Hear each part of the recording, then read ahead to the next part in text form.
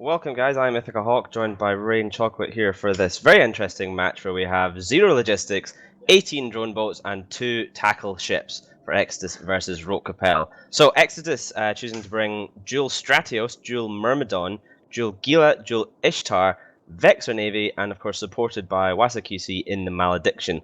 Rain, what do you tell us about the drone ships that Rote has bought?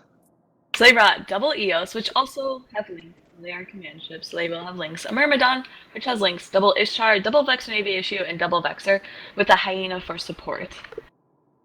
And yeah, I'm actually really confused by this match. Not only both, like you said, 18 drone boats, I think is what you called it, but then also by their ship bans. Like, I'm really confused as to why Exodus banned the Beacon. Yeah, it's an interesting pick there, because as far as we're aware, Rote haven't actually brought Deacons yet this tournament. Also on the other side, Rote banning an Orthrus, which is, to be honest, just as interesting because this isn't the main roaming gang that Exodus like to fly around in. We do know they like their nano ships to just fly around, but the Orthrus is not a particularly strong ship in the tournament this year, so it should definitely be very, very interesting. I hope Bio's got his drone brackets on upstairs because the screens are about to get overloaded. Yeah, and we see even with these control bars, so Rote having the Hyena obviously gives it more control with the target painters and the webs, but Exodus having the Malediction, and I'm assuming some of those utility mids with some of its other ships could have like maybe Ewar, Tackle, whatever it may be. 20 seconds left on the clock. This is just going to be a game of drones, hopefully with no spoilers.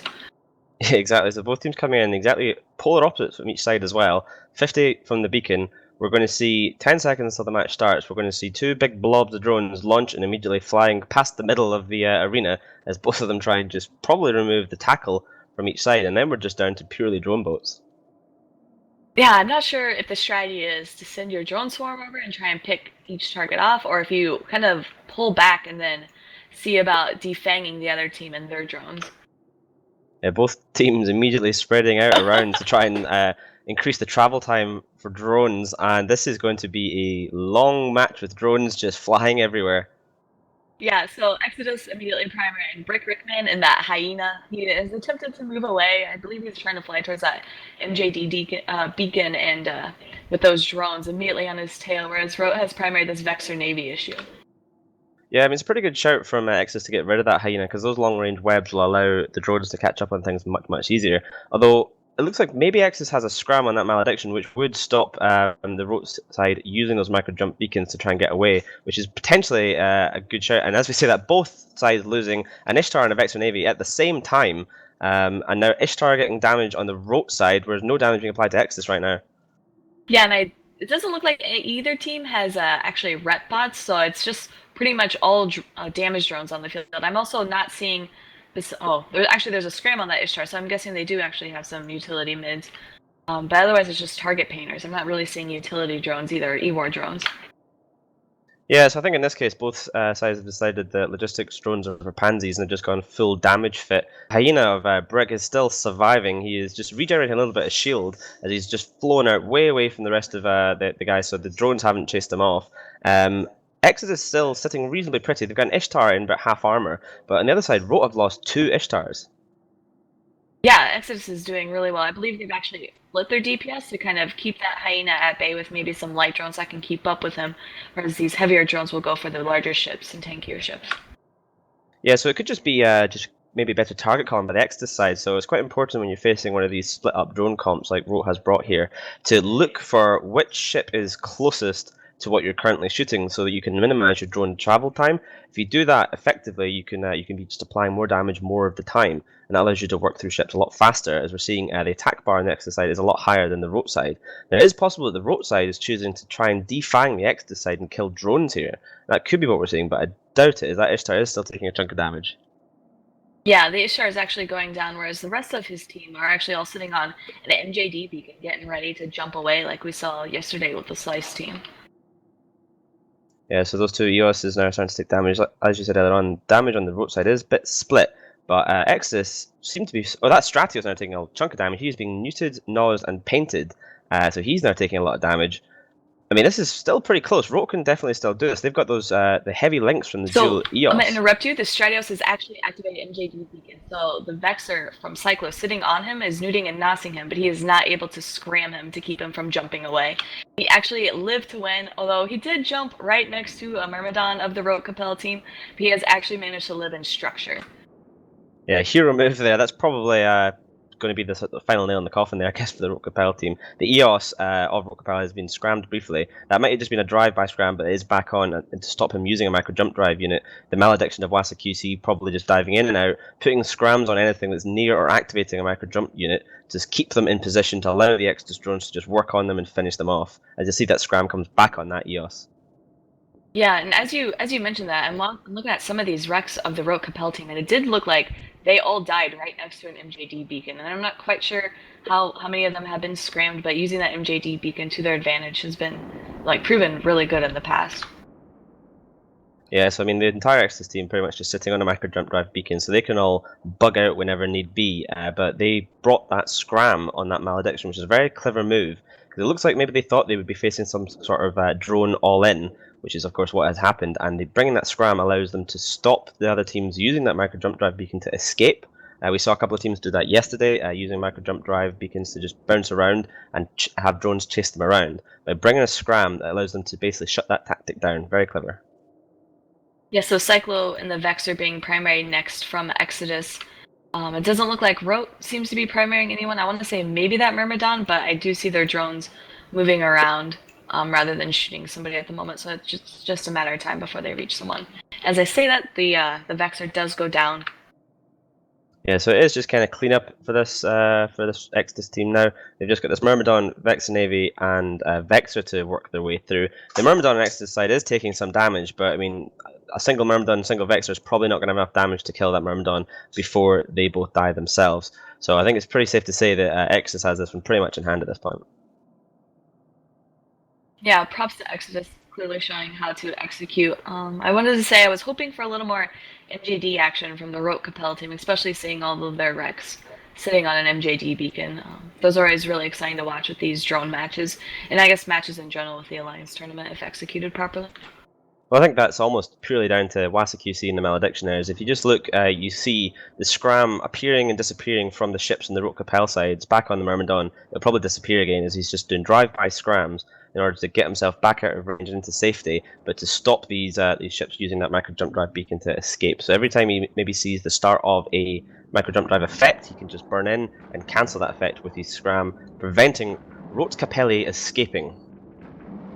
Yeah, as we see this, actually, as we did, the last Vexor is sitting on an MJD beacon, and I'm not quite, it doesn't look like he's fired it up yet. Oh, yes, he has. Let's see if Wasa will actually catch him. Yeah, so Wasa, is he going to get this last one, or is this Vexor going to escape his grasp and get away? Actually, it looks like... I was going to say, I don't know if he actually was... Oh, no, he's he scrammed, did. he's He did scrammed. scram. Wasa, hero scram once again, keeping that final ship in place so his team can kill it. 100 points to 31 there. Really good job. Great execution by Exodus. Hero Wasa QC in that malediction, basically making his team win there. And with that, listen it back to Apophany in the studio.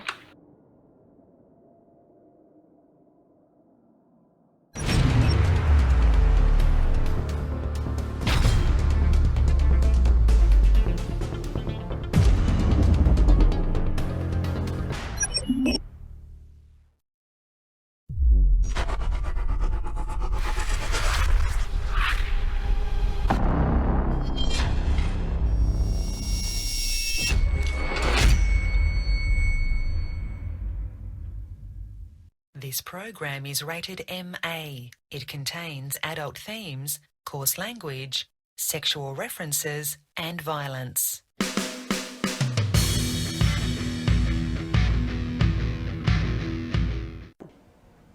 Can I ask you kind of a weird question? Do you want to play some spaceships with me?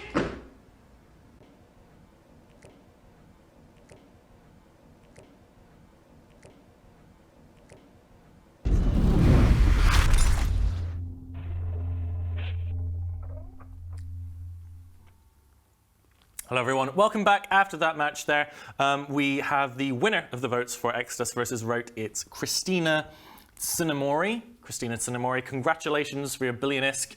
Thank you so much for the people so far who have had really easy names to pronounce. I'm starting to worry that the guys upstairs might be choosing the more difficult names that I can't pronounce just to make them laugh. So maybe if you have a difficult name, you're more likely to win. Who knows if there's bias or not. Still, all-in drones versus all-in drones there. Really interesting use of the malediction. We have the pilot name here who did a really good job. Yeah, was a QC. What did the malediction do in that match reload? So basically, what the malediction was doing, he was basically shadowing the next primary target for Exeter. So basically, as soon as about one of the VNI's or H-Stars was about to die on the Rote side, he would just dive in and go for the scram. So that causes that he isn't going to go anywhere, because basically drone ships, they just want to go as fast as possible so the drones have travel time and it takes them longer, but less tracking. But as soon as they're scrammed, they're just sitting there. They can't use an MJD beacon, and they're practically going nowhere.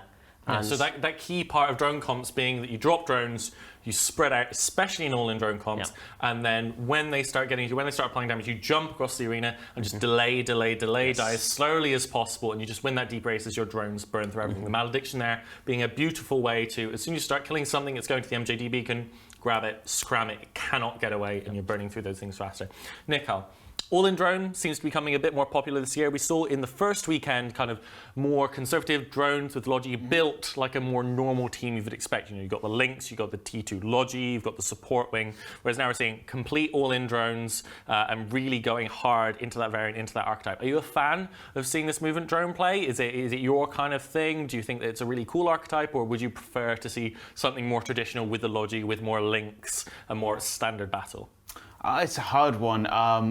I mean, looking at that game, the all-in compositions do seem quite strong. Obviously, it's dependent on the enemy's matchup, but again, taking into account the travel time and that, if you have all of your drones out and you're just going for full primary, everything on the one target, getting them off the field can be a lot better in those sort of situations, rather than chipping away at certain ships with the drones, waiting for the travel time, but at the same time having your own Logi. So I think in those sort of situations, yes, the all-in comp was a better choice there. And I think we're going to see more teams look at those options rather than taking the Logi, just so they could wipe stuff off the field much, much faster. Absolutely. Now, we do have a graph of ships chosen to be used in drone comp. So this is comparison of the drone ships that should be coming up on our screen any moment. Here we go. So the Ishtar being by far the most popular. You get the full drone bay. It's only 11 points, as hacks are nice and cheap, and it's got that T2 tank, very importantly. After that, the Vexor. You only get 75 meters cubed of bandwidth, but it's only 4 points. It has those utility mids. In terms of point value to what you get from it, the Vexor is probably one of the best ships this year. VNI as well, you know, at 11 points, sorry, no, not 11 points, it's a Navy issue ship, so that's only be at 9 points. A Vexor Navy issue, you get the full 5 heavy drones, it's nice and fast, it's got a reasonable amount of buffer, even though it's not got that T2 tank. Myrmidon after that, get your Lynx. You don't get a ton of drones in the bay of the Myrmidon, even though you do get, I believe it's you can have 100... 4 heavies. Yeah, 4 heavies, and then you can have 2 flights of those in your bay. EOS, surprisingly low there. T2 tank, full set of Lynx. Annoyingly, the EOS only has 4 mids, which is one of, I think, the falls of the ship there. You do want that utility. And they're at 18 points. Command ships are very, very expensive relative to the other battlecruiser hulls. And then apparently the Aneros counts. Ships used in drone comps. So yeah, Aneros, obviously, armor drone comps being far more popular than Shield so far. Then Hyena for application, Gila, Stratios, Hugin down. So kind of the support we see there. The Dominics really not being chosen, despite being maybe kind of, you think drones in Evenline, the Dominics is one of those staple old ships. It's even in game described as one of the old ships of the Galente Navy, the old war horse of the Galente Navy. Really, what makes you think the Dominics being less popular this year? Is it just because battleships are so expensive? Yeah, battleships are expensive. They mostly have their bonuses towards like sentries, and you can only have them T1. They're not really like, they're slow. It's slow, it's heavy. You know, you've only got a limited drone bandwidth. I mean, you can just sit there. There's a potential it can die to an all-in because, you know, Vindicators can just be on top of you and that's it, you're dead. So you can't, you're not a chance of running away. So there's a lot of problems surrounding the Dominics, despite having some serious advantages. Lots of drone bay and lots of damage. Yep. Now, the next match coming up, I believe both I and Nicol are a little nervous about, a little stressed about. It is our two alliances facing each other. That's going to be Pandemic Legion going up against the Initiative. It's worth noting that you guys should definitely be voting on all the matches here. Vote.eve-nd.uk. Vote on who you think's going to win. Hopefully, PL. And you'll win $1 billion ISK. It's yesterday we had a ton of people voting, but today, very first match, even though many of the Americans who like to watch are still asleep, broke all our records from yesterday. Highest voted match. Match after that, blew that one out of the water. Over 800 people voted on the second match of the day. And since then, it's just been climbing. So fantastic involvement, guys. Get yourselves that $1 billion ISK. Now, you know to do it. So moving on then. Pandemic Legion, probably the biggest name in tournament history, right? They're one of the longest running teams. They're the only team to have multiple first places apart from Band of Brothers, who won the first 3 tournaments. You know, known not necessarily for their pilot execution, but in terms of their theory crafting and their spying and their meta busting skills, and doing really well in the banning stage as well. Initiative, nice up-and-comer this year. They've done well, still in the winners bracket after winning 2 matches. They're one of these up-and-coming teams that we haven't heard a ton about in the tournament before, but is certainly doing well so far this year. Nicol, do you want to tell us a little bit about the Initiative as an alliance? I hear you're part of the Imperium. Yes, so currently allied with Goonswarm and part of the Imperium. We've been kind of living out of a syndicate for quite a while now, had some run-ins with Mercenary Coalition, NC, and occasionally PL as well. Doing some stuff in Quirius as well, but overall, kind of, speaking to the Initiative AT team, like a few names like Mr. Diggs, Scipio, Supplier, these guys have put in amazing efforts, and I have no doubt PR have as well, but honestly, the amount of effort that's gone into this is amazing, and these guys want it so badly, and I'm so hyped for this game, because I think they're going to be bringing A games from both teams. I mean, Initiative certainly have a chance. Everybody's been saying how PL this year, new team captain, a lot of the old guard that ran the teams, that were pilots in the teams, just aren't here anymore. They've gone on to do other things in EVE, or they've moved on from the game. So PL definitely this year has been a team of reforming themselves, finding their new pilots and training everyone up, training up new theory crafters. A new captain has taken over, a new co-captain. So if you're looking for a year to beat PL, this may be it. We're yet to see, PL fight someone who is very, very strong that we would expect PL to still beat. So we're yet to see if PL is at their old pedigree yet. So this is certainly, as we go further down the bracket, each match with PL is harder and harder and harder, when we're going to see how they rate. If we look at the bans for the upcoming match, we've got Pandemic Legion banning Eos and Rattlesnake, with the Initiative banning Blackbird and Sleipnir. Now, if I remember correctly, Pandemic Legion have brought MBC core, but in both their last games, I can't remember what the Initiative have brought. Nicol, do you remember what the Initiative have brought in their games thus far? I know that Mr. Diggs has been bringing his Navy Brutix to a lot of games here, and I believe he has 8 kill marks on that so far. Nice. So yes, is that his special 80 Navy Brutix reserved? Yes, exclusively? It is. So I'm hoping he can add a few more to that today. Yeah. So, really, what do you think of this match? PL versus Initiative. I think, classic tournament theory says this should be an immediate stomp for PL. But based on what you've seen so far, based on the tournament, based on what you know of PL and Initiative now, do you think the Initiative have a chance to take them out? Like, what do you think about both teams this year in this matchup? PL, obviously, they've got some new guys, got a new team captain, so a lot of the old guard, as you said, moved away. So there could be some potentials of some upsets, but probably not, I'm afraid. I'm sorry, Nicol. We shall see. We shall see. We shall see indeed. Come on, in it. We have but 4 minutes before we go to the match. Now, repeating those bans again, PL banning Eos, Rattlesnake, 2 very top-heavy ships there, ships that can define comp setups, and then the Initiative banning Blackbird and Sleipnir. So do we have any thoughts on those bans? I'm not sure if I should ask you, Nicol, as you might be accidentally doing leaks, but Reload, what are your thoughts on those bans? So Eos, Rattlesnake, I'm a bit confused.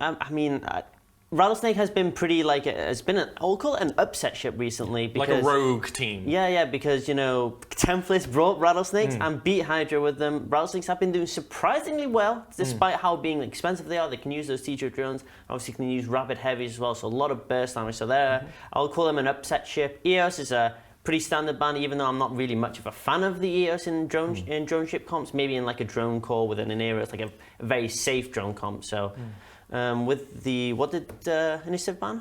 The Initiative banned Blackbird and Sleipnir. Okay, Blackbird is a pretty standard ban. We don't want to face an ECM comp. Yeah. It's basically, it's a really safe ban. You don't want to go against any, semi-tanky cruisers that have lots of ECM, and the Sleipnir, they're scared of Minotaur Rush, they're scared of Flykiller. Sleipnir can do a lot of things, so just get a banner out of the way. Don't have to worry about it. I think that's just two. I mean, I think all of these bands are just generic, historically strong AT ships. EOS, classic Link ship, brought in so many armor comps. As you said, the Rattlesnake brought back this year with T2 drones, so incredibly powerful. Then the Blackbird, a mainstay of AT comps, even though it's not, you know, on TQ by specs necessarily the strongest ECM ship, but at its point value and for how it slides into comps, and when you really think about the theory crafting of the comps, the Blackbird fits in so beautifully into armor comps with the way you can fit it, with probably the Kitsune being the next most common thing, but Kitsunes obviously are very vulnerable to being chased down and captured with that low tank. And then of course Sleipnir is probably the most powerful AET ship that's not a prize ship in its history. Still, definitely. we're going to have to find out who's going to win between the Initiative and Pandemic Legion. Let's hand it over to the casters.